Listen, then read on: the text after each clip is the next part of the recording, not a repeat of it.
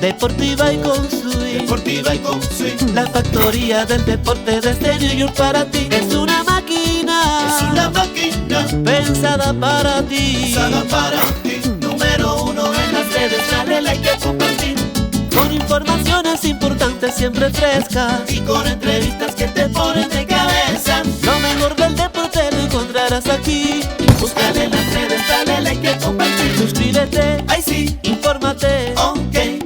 Dale a la campana para que te llegue. Obviously, the numbers speak for themselves in terms of what the trade deadline moves did for this team's fortunes. But even before they got here, when y'all, just what kind of lift, energy boost did it give to y'all when y'all heard they were making all these acquisitions when you were still below 500 at that point? Yeah, well, it started with Jock, getting him. I think that was a kind of a boost we needed. We were just treading water all year, kind of just playing 500, a couple games under 500 all year. And when he went out, when Alex went out and got Jock, and it kind of just brought a sense of energy that it just showed us that they still believed in us, and to go add at the deadline. And then losing Ronald, the day before the All-Star break, and then Ian pitched the last game of the All-Star, and we knew he was going to get an MRI during the break. So a lot of us were just like, what's going to happen during the break? And it was almost perfect timing, really,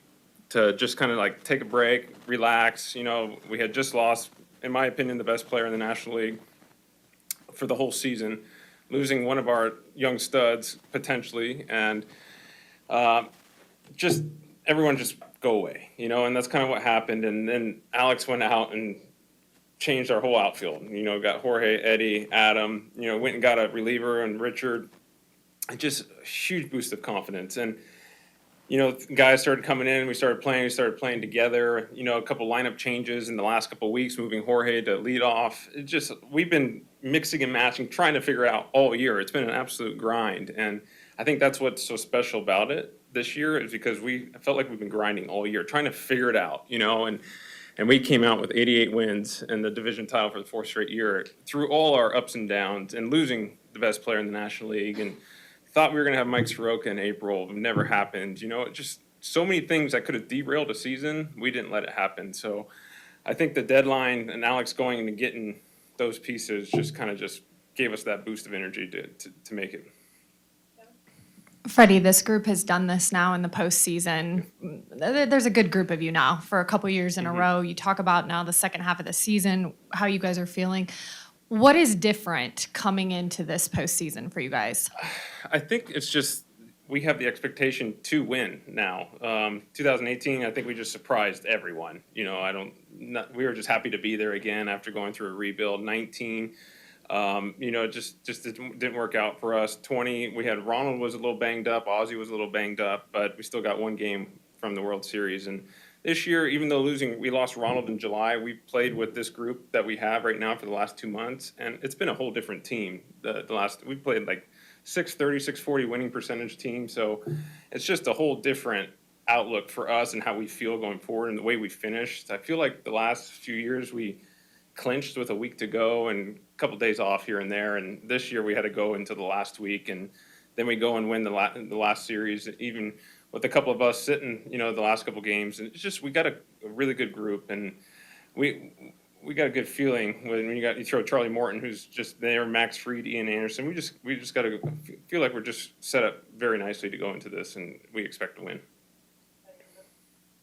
That's kind of what I was going to ask you about, the difference between last year when you go in with Max having pitched some in the postseason, but the other guys were all rookies. Your other starters, everyone was making their first postseason start. Yeah.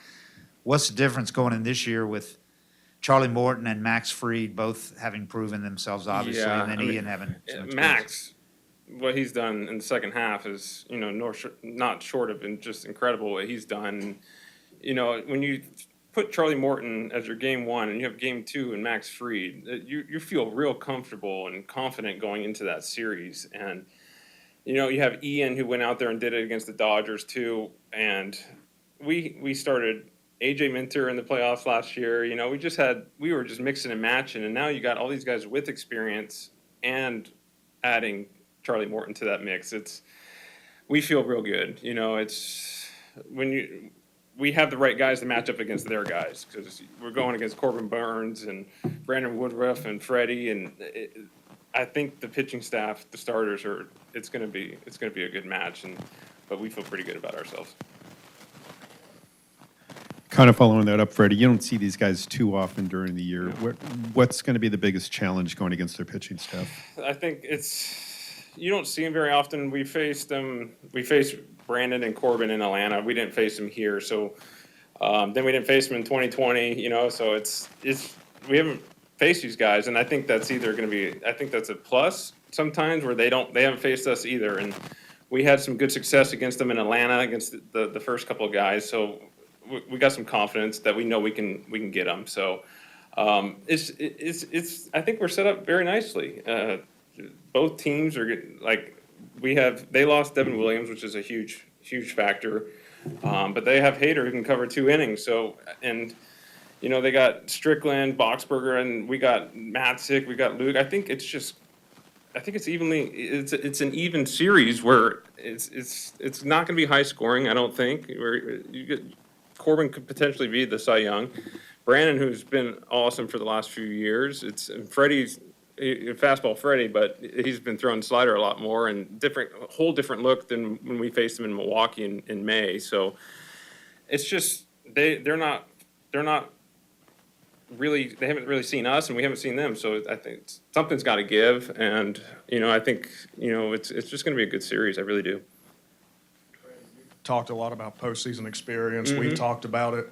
As a player in that moment, can you kind of explain to us just how that does come in handy, when it comes in handy? Well, especially on the road, it's going to be loud. And some of these guys didn't get to experience that last year. At Texas, we only had like 10,000 people.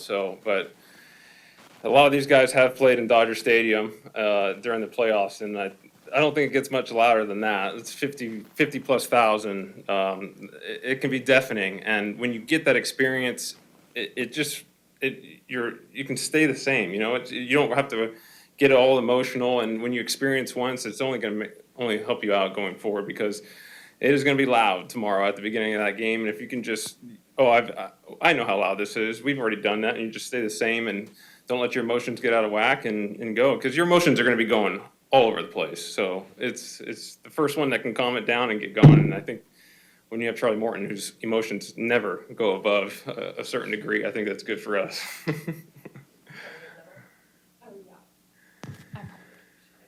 Freddie, speaking of the guys you got at the deadline, I mean, Adam Duvall was part of this team postseason last year, but I just thought about it. The injury in game 1 for him of the LCS, do you think for him this means a lot to get to kind of do this again with you guys? I think so. I mean, I think we would have 90-plus wins this year if we didn't have to face Adam Duvall with the Marlins. So it's nice for him to be back with us. Just a great guy, easy to root for. And, losing him in the playoffs was huge for us, because then we threw Austin Riley out in left field. We were just trying to figure it out in the NLCS. So having our group of guys healthy and going into the playoffs, it's only going to be better for us. And I think Adam wants to put on a little bit of a show, and hopefully he does it for us. Have you kept up with Jace Peterson, and what do you think about the year he's had? Jason and I text here and there, but I think Dansby and him talk a little bit more with their fiancés and wives and all that stuff. So Jace will text every once in a while. Yeah. What do you think about the season that he's had here this year? I thought he did great. He's been trying to find it for a couple of years and get that playing role, and he took it and ran with it this year. And we saw early on, Dansby and I talk a lot, so Dansby will come up to me and say, "Did you see how Jace did?" I said, "Yes, I did." And when you have guys that are your teammates and they move on, and you always keep track. I always check the Angels, the J up, and all those guys. So Jace is, one of the good ones. So we keep up with him, but hopefully not this series.